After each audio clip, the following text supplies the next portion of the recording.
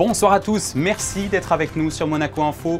À la une de cette édition, nous reviendrons sur les deux informations principales du week-end, avec bien sûr le déplacement du président français et son épouse Emmanuel et Brigitte Macron, qui s'est achevé aujourd'hui en principauté. Une visite de la centrale de thalassothérmie du Larvoto, une escale au musée océanographique, la signature d'un avenant à la convention douanière de 1963.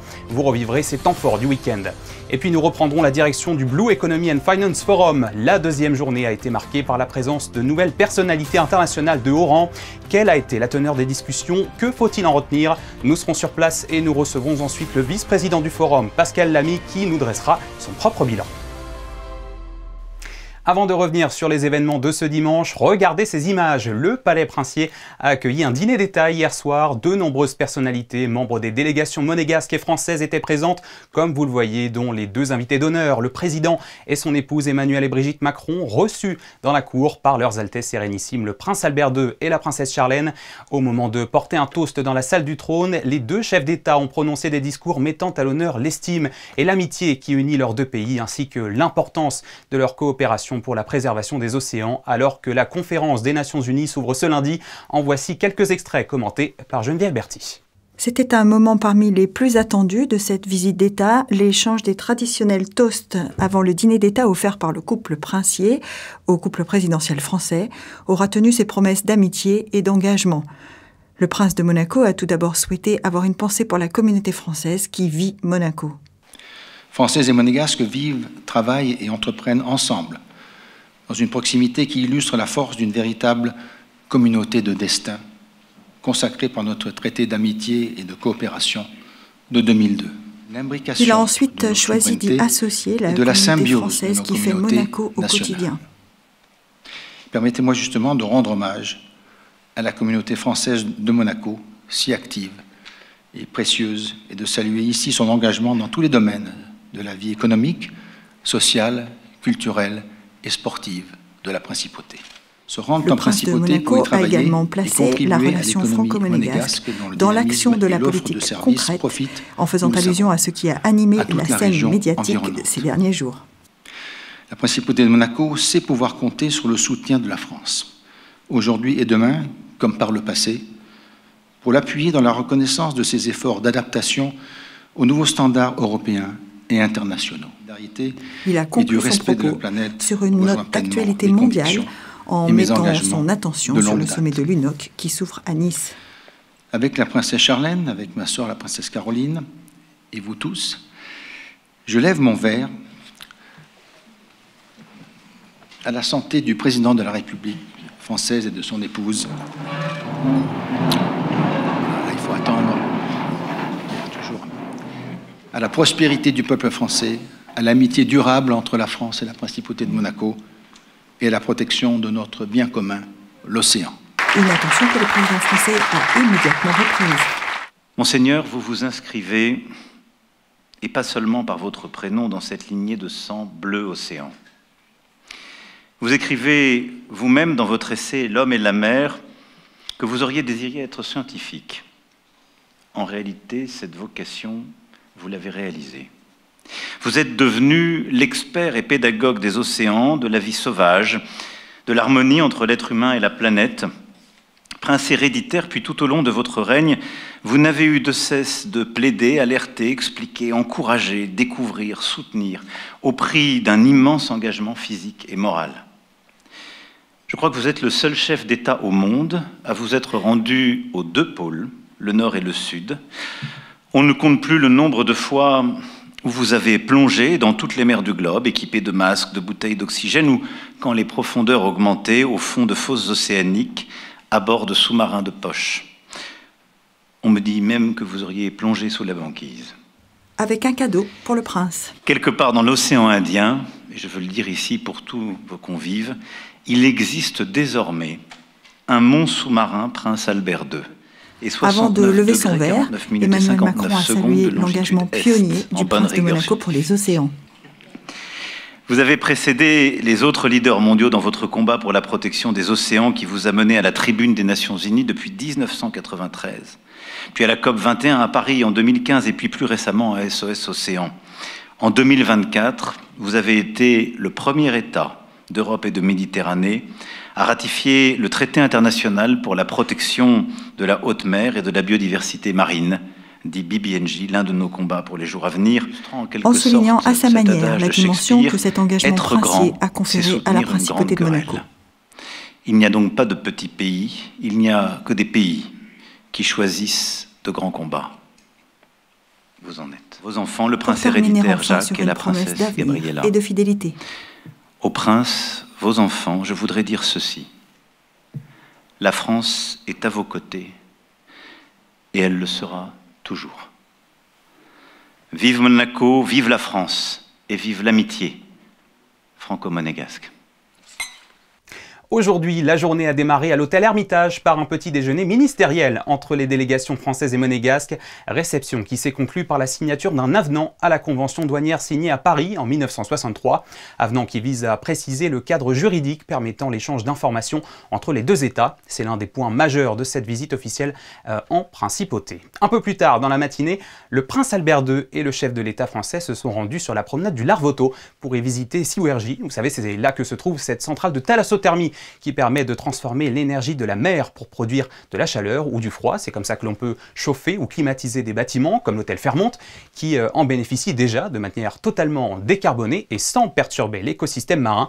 Cette visite s'inscrit donc parmi les solutions durables pour préserver l'environnement marin, qui sont au cœur des discussions dans le cadre de la conférence des Nations Unies sur l'océan. Et alors que les deux chefs d'État se trouvaient à Siwergi, la princesse Charlène a souhaité faire découvrir à Brigitte Macron une action qui lui est chère, celle de la fondation qui porte son nom et permet de lutter contre la noyade et favoriser l'apprentissage des gestes qui sauvent en milieu aquatique. C'est une session de water safety qui a été organisée à la piscine du stade Louis II et à laquelle ont pu assister Patricia Navarro et Sylvain Péroumal. C'est une opération qui s'est exportée au-delà des frontières. Les Water Safety Days de la Fondation Princesse Charlène ont déjà permis à des dizaines de milliers de jeunes enfants d'apprendre des gestes précieux et d'acquérir des réflexes vitaux en milieu aquatique. Et c'est cette action phare de sa fondation que la Princesse Charlène a fait découvrir à Brigitte Macron. Cette dernière, très attentive et convaincue de la pertinence du projet, a parcouru les bords des bassins, écoutant les explications de la princesse, qui a présenté avec enthousiasme le fruit de plus de 10 ans d'expérience et d'expertise. Je crois que c'est un moment exceptionnel que nous avons vécu aujourd'hui, parce que c'est une cause qui est exceptionnelle. Et le travail qui a réalisé la princesse Charlène de Monaco avec sa fondation, il est unique au monde et il est remarquable. Parce qu'il sauve des milliers de vies. Et à chaque fois qu'il y a une noyade, quand c'est un enfant, quand c'est un adulte, c'est toujours un drame. Et donc, le travail qui est effectué ici par toutes les équipes que nous avons vues, qui font un travail exceptionnel, il permet de sauver des vies et surtout d'apprendre à nos enfants à nager, qui seront les adultes bien évidemment de demain, de porter les premiers secours et donc de pouvoir sauver des vies. Et puis surtout, d'avoir cette conscience que la mer, l'eau, ça peut être un danger mortel. Une dizaine d'ateliers avaient été installés dans les différents bassins de la piscine du stade Louis II, illustrant cette cause commune qui anime de nombreux acteurs de la principauté autour de la Fondation Princesse Charlène. Tout le monde travaille depuis si longtemps, je dirais depuis 2012-2013, d'arrache-pied au quotidien, que ce soit en lien avec, parce que c'est ça la force de Monaco. La Croix-Rouge travaille avec Amao, qui travaille avec le comité olympique, qui travaille avec la Fondation Princesse Charlène de Monaco, qui travaille à son tour avec la DENJS et le gouvernement dans son ensemble. Donc c'est vraiment un travail commun qui permet de faire des choses magnifiques comme celle-là. Ces choses qui sont la sensibilisation à la noyade pour permettre aux enfants d'apprendre à nager très tôt. Ça, c'est vraiment le leitmotiv de la principauté de Monaco. D'apprendre à sauver quelqu'un, aussi bien sur terre que dans l'eau, et connaître tous les gestes qui permettent justement d'intervenir en toutes circonstances. Preuve de cet élan qui mobilise autour de la cause portée par la princesse Charlène, une centaine d'enfants et une quarantaine de bénévoles avaient répondu présents à cette opération destinée à faire connaître et partager un savoir-faire avec la première dame française, une initiative qui pourrait ainsi donner des idées côté français et faire des émules. Autre escale matinale de la visite d'État, le musée océanographique, l'incontournable temple du monde marin à Monaco. Guidé par Robert Calcagno, le directeur de l'Institut océanographique, le prince Albert II et le président Macron ont pu échanger avec des scientifiques et des entreprises qui leur ont proposé des solutions innovantes pour protéger nos océans. Reportage de Sarah Nkari et Alexandra Marangoni sur place. Le musée océanographique joue un rôle central dans la sensibilisation et la protection des océans. C'est donc tout naturellement que la visite d'État du président de la République française sur le même thème prévoyait un passage par cet établissement. Créé par le prince Albert Ier, précurseur des sciences marines, le musée est le navire amiral de l'Institut océanographique piloté par Robert Calcagno. Le directeur a accompagné Emmanuel Macron à la découverte de différentes entreprises monégasques innovantes, comme Grogenix, focalisé sur le fléau des sargasses. Ce sont des algues qui échouent sur les plages et qui ont plusieurs inconvénients. Le premier, c'est qu'au niveau touristique, les plages sont inabordables, sont finies. Toxicité, parce que ça émane des gaz toxiques pour la santé humaine, ça crée du méthane et donc c'est un fléau. Et nous, ce fléau, on en fait une ressource. On récupère les sargasses dès qu'elles arrivent, voire avant, parfois avec des petits bateaux, et on en fait du compost et du biochar. Il a pris ma carte de visite, il a demandé à ses collaborateurs d'en prendre plusieurs, parce qu'il voudrait que nous intervenions dans les problèmes de la Caraïbe française, ce qui est formidable. Pour Coraliotech, start-up valorisant de son côté les coraux, les échanges avec Emmanuel Macron ont également été très fructueux. Il a posé des questions d'abord sur la science, sur la technologie, sur la façon dont ça fonctionne et puis les secteurs cibles. Il ne faut pas oublier aujourd'hui que nous avons une diversification sectorielle possible avec l'ensemble des données génétiques que nous avons recueillies, à la fois le secteur de la pharmaceutique, de la cosmétique, de l'environnement. Et du coup, il a poser des questions sur cet aspect-là et ensuite il a voulu savoir effectivement comment éventuellement on pourrait faire pour travailler ensemble en France. Le combat historique de Monaco pour la sauvegarde des océans aura, tous l'espèrent, inspiré le président Macron avant la 3e conférence des Nations Unies sur l'océan, parce que protéger les océans, c'est protéger l'humanité.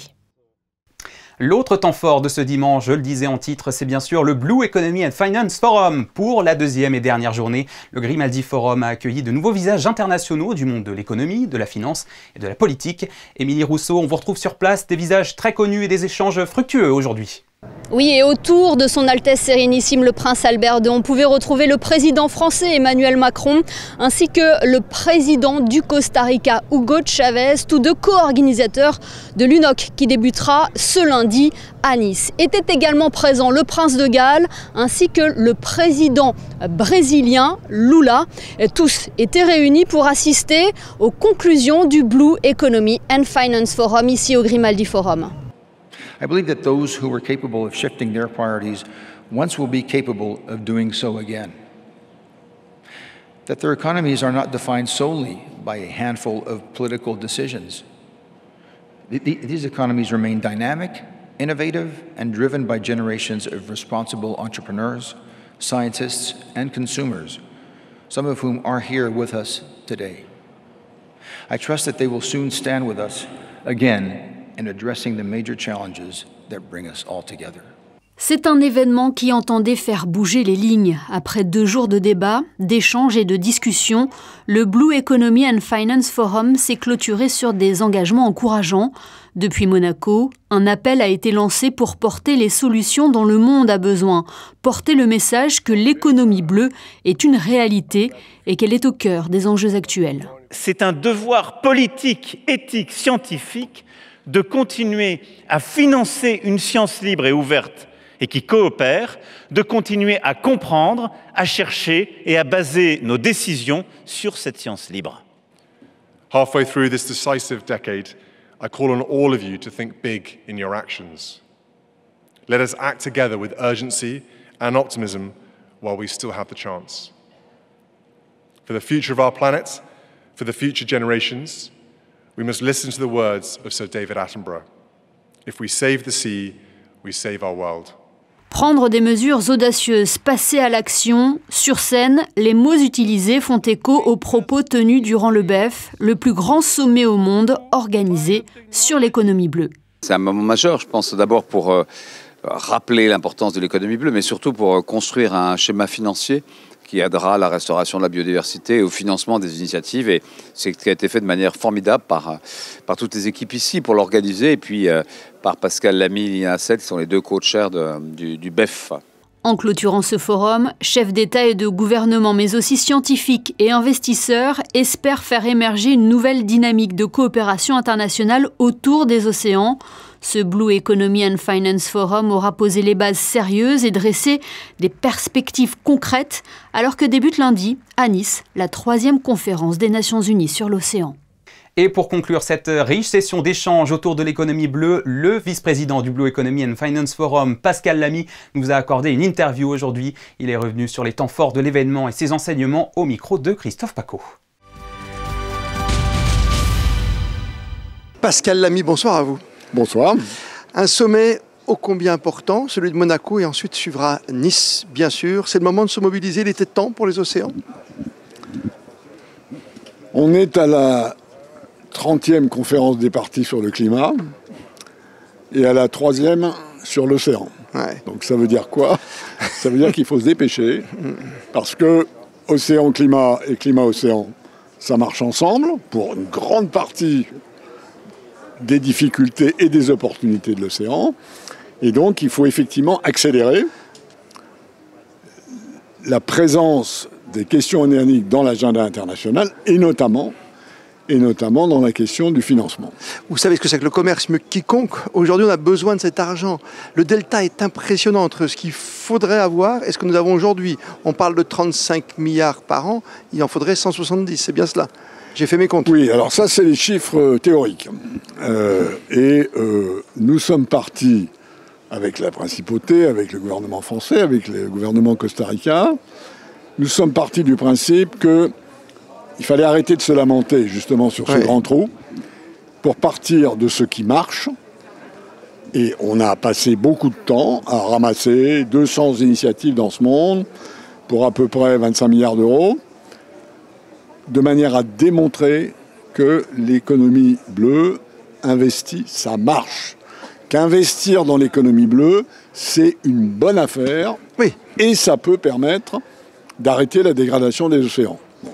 À partir de là, cet événement aura aussi servi à ramasser davantage d'investissements, mais pas tellement sur la base qu'il faudrait qu'on investisse davantage, mais sur le fait que c'est intelligent d'investir davantage. Mais comment vous arrivez à les convaincre? Parce que depuis des années, on sait qu'il y a urgence climatique. Comment aujourd'hui vous pensez encore plus les convaincre? Quelles seront les retombées économiques pour eux quand on investit? On va dire, si j'investis 100 millions demain matin, qu'est-ce que vous m'offrez ensuite en retour? J'attends longtemps. C'est la réponse que donnent ces 20 initiatives qu'on a prélevées dans les 200 qu'on a ramassées pour démontrer qu'il s'agisse d'énergie, de biotechnologie, de protection, de dépollution, de décarbonation. C'est une bonne affaire. La preuve, c'est qu'il y a déjà pas mal d'argent qui y va. Il en faudra davantage, mais on est à Monaco ici, on sait très bien que l'argent, il ne vient pas juste parce qu'on en a besoin. Il vient parce que c'est intelligent d'investir. Intelligent d'investir. Qui dit commerce dit aussi création d'emplois, c'est important, il ne faut pas le négliger. Ça va avec. De pair, oui. Ça va avec.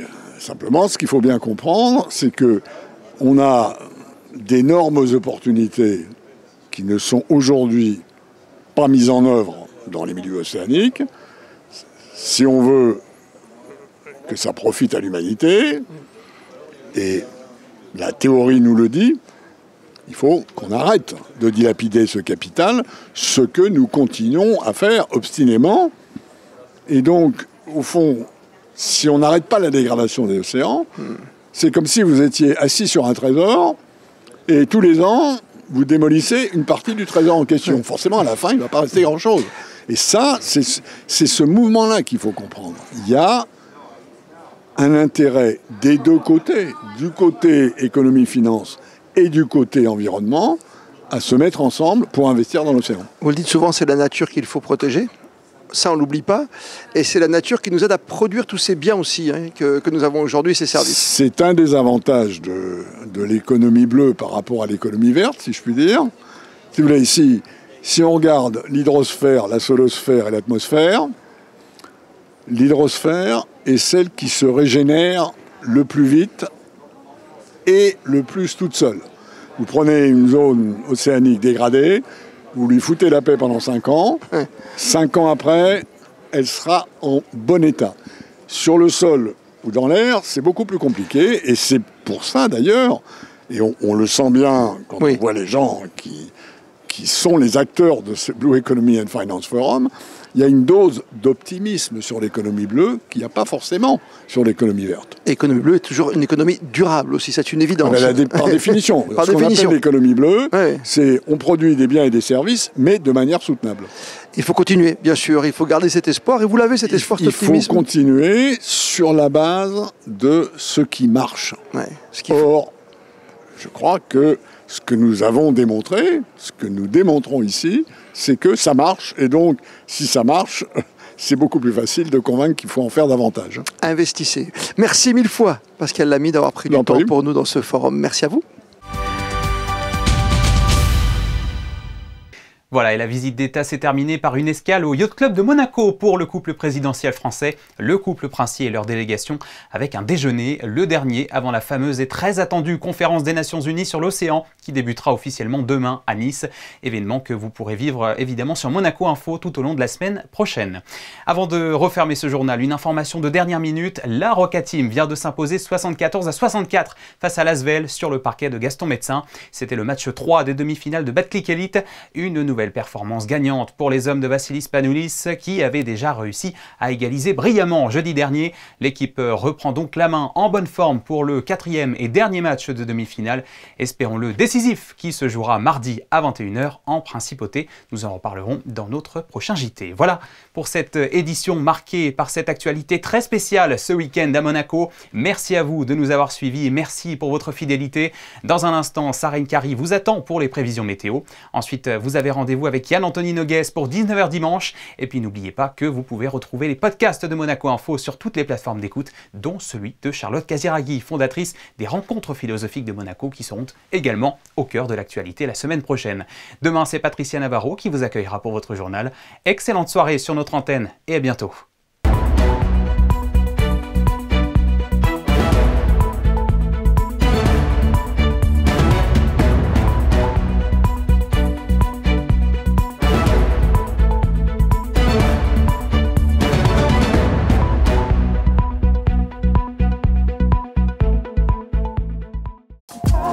Retrouvez la météo avec Maya Bay, le restaurant référence thaï japonais de Monaco.